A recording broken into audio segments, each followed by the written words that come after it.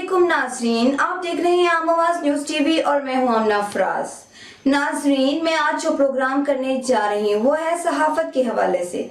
सहाफत एक मुकद्दस पेशा है, लेकिन असल सहाफी उसको मानती हूँ जो सहाफी सारा दिन फील्ड में होता है और खबर की तलाश में अपने बच्चों और अपने प्यारों की परवाह ना करते हुए जान पर खेल कर भी खबर तलाश करता है।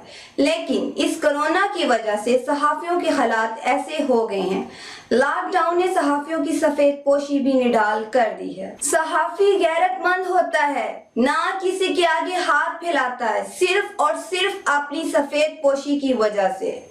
इदारे इतने बदमाश हो गए हैं कि सहाफियों की तनख्वाहें तक नहीं मिलती।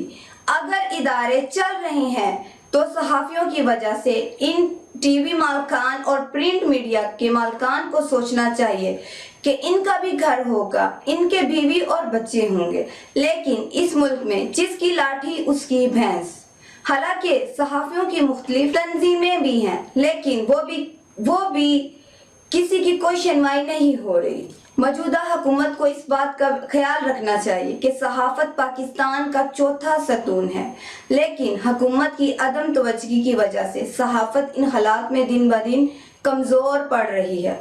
नाज़रीन, आमना अफराज को इजाजत दीजिए। इंशाअल्लाह अगले हफ्ते एक नए मौजू के साथ हाजिर होंगी। शुक्रिया।